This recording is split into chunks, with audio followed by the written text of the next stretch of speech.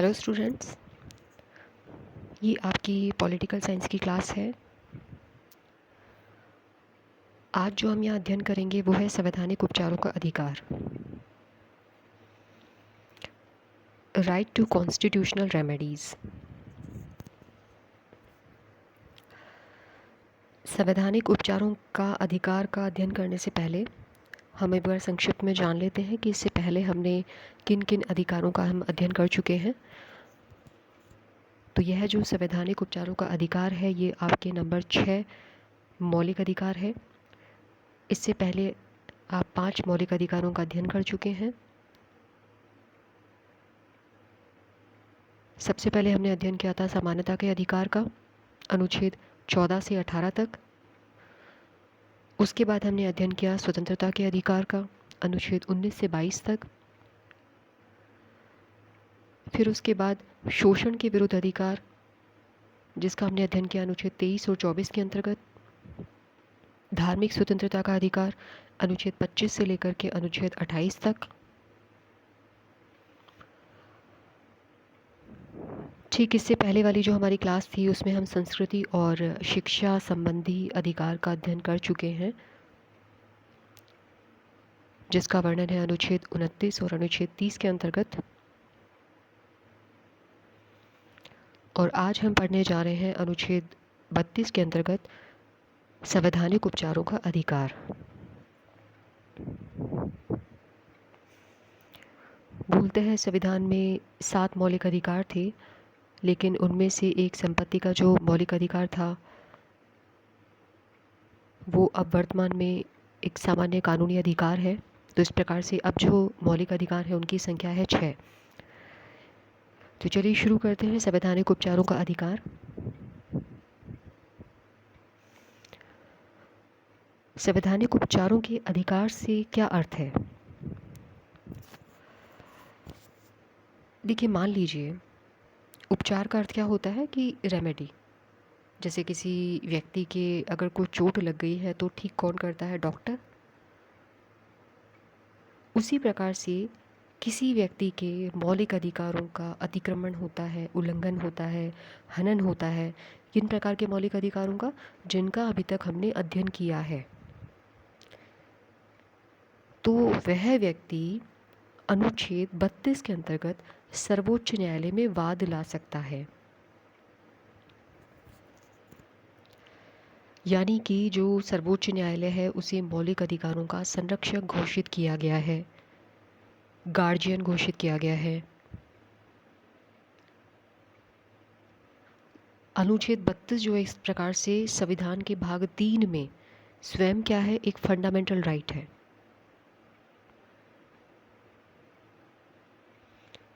बहुत ही महत्वपूर्ण मौलिक अधिकार है और इसकी जो इम्पोर्टेंस है उसको देखते हुए, उसके महत्व को रेखांकित करते हुए डॉक्टर जो भीमराव अंबेडकर थे उन्होंने अनुच्छेद 32 को भारतीय संविधान का हृदय और आत्मा यानी कि हार्ट एंड सोल कहा है। ये इतना महत्वपूर्ण मौलिक अधिकार है और ये प्रश्न प्रतियोगी परीक्षाओं में पूछा जाता है कि किस आर्टिकल को संविधान का हृदय तथा आत्मा कहा गया है। तो वो है अनुच्छेद 32। यानी कि किसी व्यक्ति के मौलिक अधिकारों का हनन होता है तो वह उपचार के लिए उच्चतम न्यायालय की शरण में जा सकता है।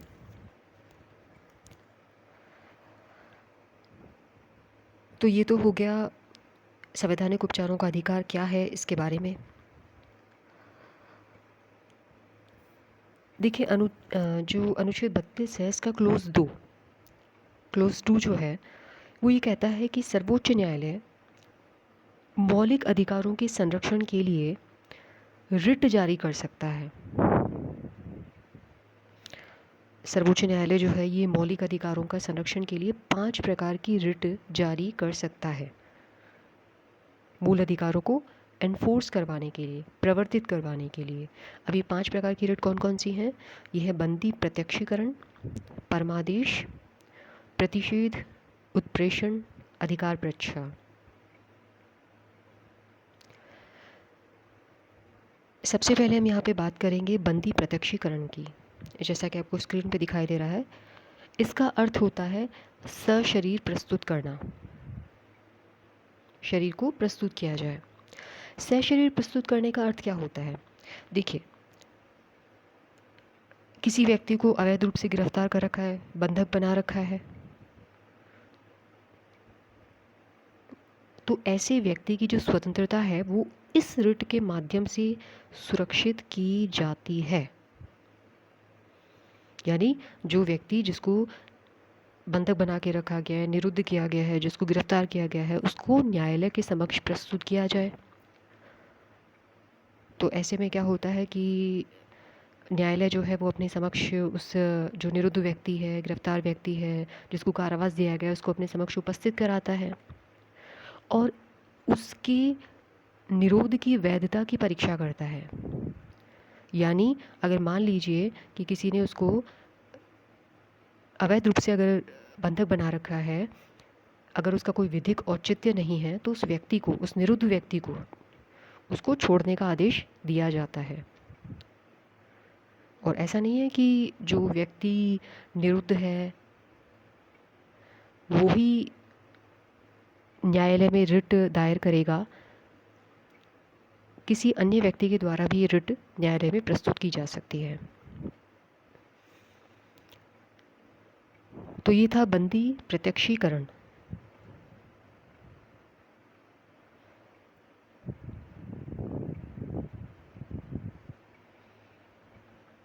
सेकंड जो रिट है वो है परमादेश।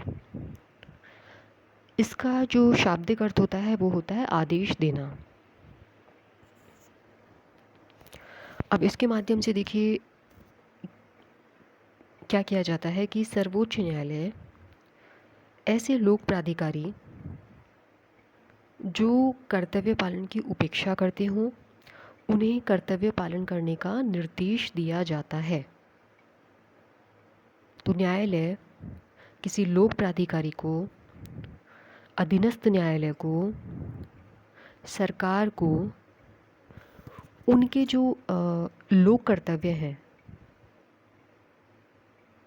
उनको करने का, या अगर वो अवैध रूप से कर रहे हैं तो अवैध रूप से ना करने का आदेश दिया जाता है। तो इस रिट का प्रयोग करके ऐसे अधिकारी को आदेश दिया जाता है जो कि अपने सार्वजनिक जो कर्तव्य है, जो उनकी ड्यूटी बनती है, उसको करने से या तो इनकार कर रहे हों या उसे इग्नोर कर रहे हों, उपेक्षा कर रहे हों, तब परमादेश रिट जो है वो जारी की जाती है। इसके बाद है नंबर 3 रिट। नंबर 3 पर है प्रतिषेध। प्रतिषेध का जो शाब्दिक अर्थ होता है वो होता है मना करना, और ये क्या होती है, एक प्रकार से न्यायिक रिट होती है। इसके माध्यम से जो वरिष्ठ न्यायालय होते हैं वो अपने जो अधीनस्थ न्यायालय होते हैं उनकी अधिकारिता को नियंत्रित करते हैं। यानी कि इसके माध्यम से वरिष्ठ न्यायालय अधीनस्थ न्यायालयों को आदेश देते हैं कि वो अपनी सीमा में रह कर के कार्य करें। तो उद्देश्य क्या हुआ? किसी त्रुटि को रोकना। जैसे मान लीजिए सुप्रीम कोर्ट है, वो क्या हुआ, वरिष्ठ न्यायालय, वो अपने अधीनस्थ न्यायालय यानी कि हाई कोर्ट को ये रिट जारी कर सकता है। और कब जारी की जाएगी? जब कोई न्यायालय अपनी अधिकारिता से बाहर जाके कार्य करे, उसके पास उस कार्य को करने की अधिकारिता नहीं है, तब भी वो अधिकारिता का प्रयोग करे, ऐसी परिस्थितियों में। इसके अलावा है चौथे नंबर की रिट जिसका नाम है उत्प्रेषण। इसका अर्थ होता है मंगा लेना। ये भी क्या है? न्यायिक रिट है। मंगा लेने से क्या अर्थ है कि देखिए इसके माध्यम से जो वरिष्ठ न्यायालय होते हैं वो अपने अधीनस्थ न्यायालय को किसी मामले को सुनवाई के लिए अपने पास मंगा सकता है। तो जहाँ इससे पहले वाली जो रिट थी यानी कि प्रतिषेध, वो तो क्या करती है कि त्रुटि को रोकती है, और इस रिट का उद्देश्य क्या होता है कि वरिष्ठ न्यायालय अपने से अधीनस्थ न्यायालयों को उस मामले को सुनवाई के लिए अपने पास मंगा सकते हैं। तो देखिए यहाँ पर दोनों में हम डिफरेंस को जान लेते हैं, समझ लेते हैं, उत्प्रेषण में और प्रतिषेध में।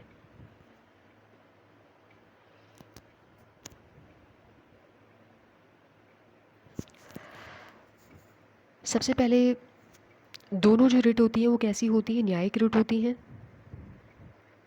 यानी कि दोनों प्रकार की जो रिट है उत्प्रेषण और प्रतिषेध वो न्यायालयों की अधिकारिता संबंधी विषयों पर जारी की जाती हैं। प्रतिषेध के अंतर्गत क्या होता है कि जो वरिष्ठ न्यायालय है वो अधीनस्थ न्यायालय को कार्यवाही रोकने के लिए कहता है, जबकि उत्प्रेषण के अंतर्गत वरिष्ठ न्यायालय अधीनस्थ न्यायालय को केस को अपने पास मंगवा सकता है, मामले को अपने पास मंगा सकता है। दूसरा अंतर है कि प्रतिषेध जो है वो तो क्या है कि न्यायालय के अधिकारिता से परे जाकर के निर्णय दे उससे पूर्व जारी की जाती है, जबकि उत्प्रेषण की रिट कब जारी की जाती है कि अधीनस्थ न्यायालय के द्वारा जब निर्णय दे दिया जाता है, देने के बाद जारी की जाती है।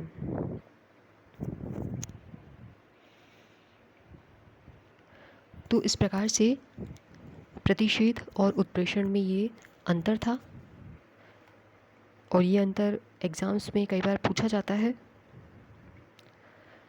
इसके बाद जो 5वें नंबर की वो लास्ट रिट है वो है अधिकार पृच्छा। इसका अर्थ होता है किस अधिकार से।